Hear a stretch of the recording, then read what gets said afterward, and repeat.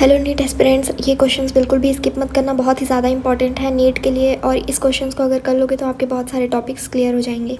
ये कुछ ग्लिच के कारण कुछ पहले से ही मैं लिख रखी हूँ। Which of the following is not correct. Not correct इसमें बताया गया, ये इसलिए नहीं करेक्ट है क्योंकि ये इंक्रीज़ करता है ना कि डिक्रीज़ करता है। और मैक्सिमम होता है ल्यूकोसाइट में, ये ना एनसीईआरटी का डेटा है। न्यूट्रोफिल सबसे ज़्यादा होता है, बेसोफिल सबसे कम होता है। उसके बाद cardiac output is blood pumped by left ventricle पर मिनट। और अगर ऐसा पूछा जाए कि पर बीट अगर पूछा जाएगा तो उसका आंसर हो जाएगा स्ट्रोक वॉल्यूम। ठीक है, दोनों को बहुत अच्छे से याद रखना। उसके बाद है chemosensitive area is highly sensitive to CO2 and H+ है।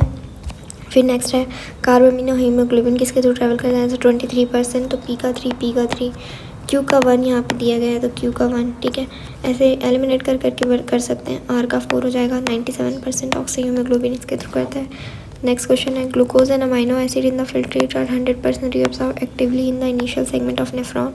Yes, this is correct. Tubular secretion of differentiary segment perform reabsorption either by active or passive. दोनों स्टेटमेंट करेक्ट है, बट जो फर्स्ट स्टेटमेंट को सेकंड स्टेटमेंट एक्सप्लेन नहीं कर रहा है। तो 22 का 4।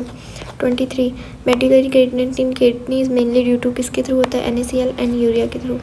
Pons consist of fiber tract that interconnect different regions of the brain. Yes, this statement is correct. 3 major regions make up the brain stem: midbrain, pons and medulla. दोनों ही NCERT का line है। 24 का 1 right answer. 25 when neuron is not conducting any impulse, that is in resting state, the axonal membrane is comparatively more permeable to potassium. Which of the following is correct pairing of body part and the kind of muscle tissue that moves it? Heart wall involuntary unstriated नहीं होता है, striation इसमें present होता है। Bicep तो इसमें skeletal होता है। नोडल टिश्यू में स्मूथ मसल नहीं होता है। 4th आ जाएगा iris involuntary smooth muscle. Next question skeletal muscle are closely associated with skeletal components of the body. Yes, this is correct. Then based on appearance cardiac muscles are non striated, ये गलत हो गया। तो statement 1 is correct but statement 2 is incorrect. Wild contraction of muscle due to low calcium in the fluid is called tetany, ये तो बिल्कुल NCERT का line है।